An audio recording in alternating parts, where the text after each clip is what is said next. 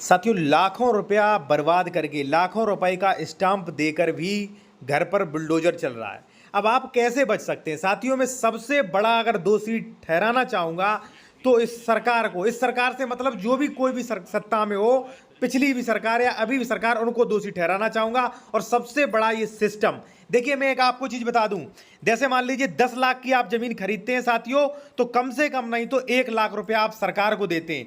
लेकिन सरकार को रजिस्ट्री विभाग ने ले लिया।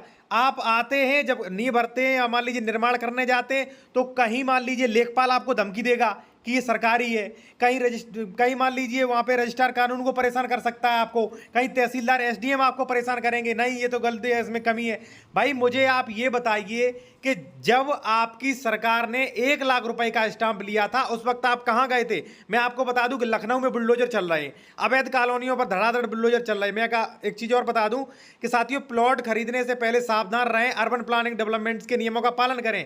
ये जो भी प्रशासन है, जो भी सिस्टम है, बिल्कुल अंधा बैठा हुआ है। अंधा कैसे साथियों?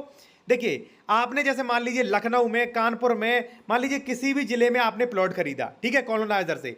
भाई कॉलोनाइजर आपने प्लॉट खरीद लिया, बाउंड्री करवा ली, आप रजिस्ट्री करवाने गए, 1-2 लाख रुपए रजिस्ट्री विभाग यानी कि सरकार को दे दिया। उसके बाद आपने निर्माण कर लिया। 2 साल बाद सरकारी कर्मचारी आते हैं बुलडोजर लेके और तोड़ देते हैं मकान। आप हमें ये बताइए, जब आप रजिस्ट्री करवाने गए थे तो आपकी रजिस्ट्री कैसे हुई? सरकार ने 1 लाख रुपया कैसे लिया?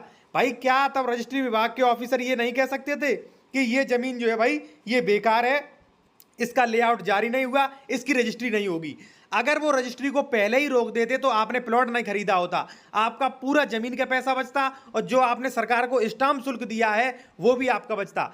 आज साथियों मैं आपको बता दूं, मेरे पास कम से कम सैकड़ों कॉलें आती हैं पर डे, लेकिन कई लोग रोते हैं कि सर मैंने रजिस्ट्री करा ली, देखा बाद में पता चला 1 साल बाद किसी ने कब्जा कर लिया। मैंने सर रजिस्ट्री करवा ली, बाद में पता चला इस पर विवाद है। मैंने रजिस्ट्री करा ली, उस पर लोन है। मैंने रजिस्ट्री करा ली, अब सरकार उस पर बुलडोजर चला रही।